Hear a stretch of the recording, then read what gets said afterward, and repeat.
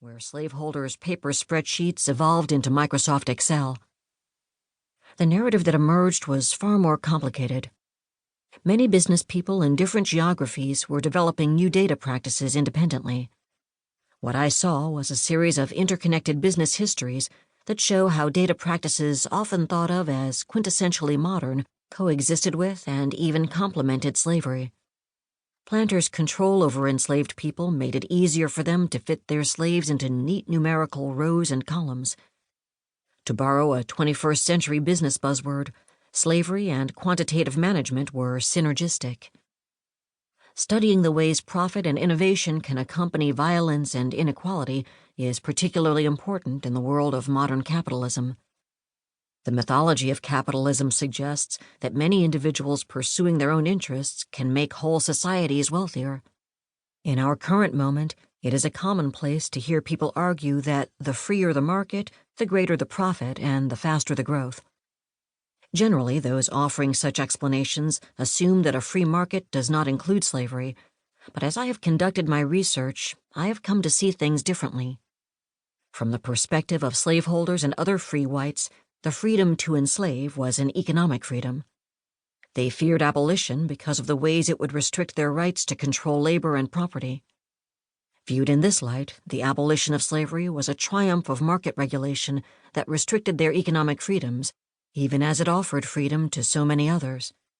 It was remarkably easy for slaveholders to overlook the human costs of their profits, and it can be similarly convenient for modern managers and consumers to forget the conditions under which goods are made.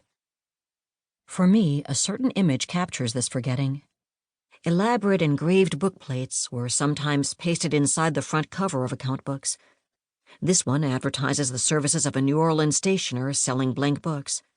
A slaveholder might have flipped past it as he reviewed an inventory of lives or a record of cotton picking. The peaceful illustration offers a desktop landscape of pens, pencils, account books, and scrolls. The S in stationer is a $sign, connecting the paper technology of accounting with profit. The calendar celebrates Andrew Jackson's victory at the Battle of New Orleans.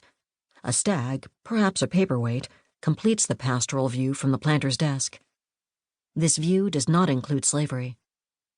For me, the image conveys something of the distance between the calculations of the planter and the violence of slavery. It shows how easily the connections between capitalism and slavery can be overlooked.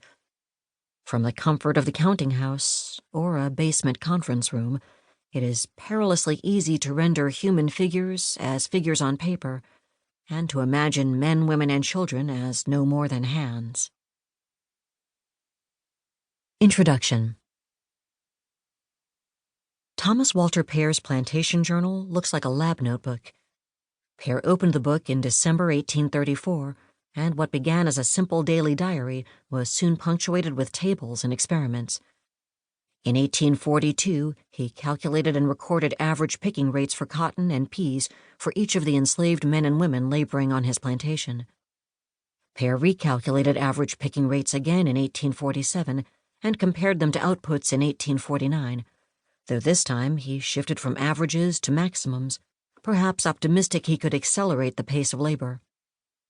All along the way, he monitored the state of his workforce, tracking time lost to sickness and noting details on enslaved women's pregnancies and the all-too-frequent deaths of their children.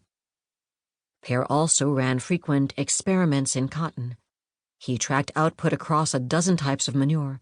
He compared seed varieties, measured the ratio of picked to ginned cotton, and tested the effects of topping plants.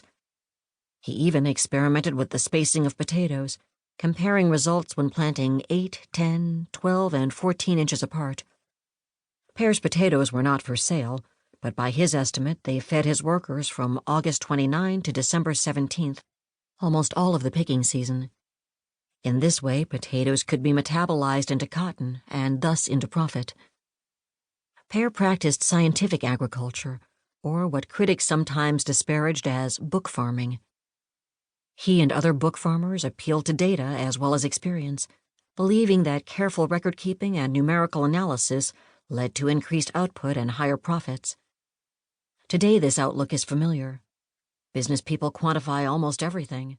Ratios and totals.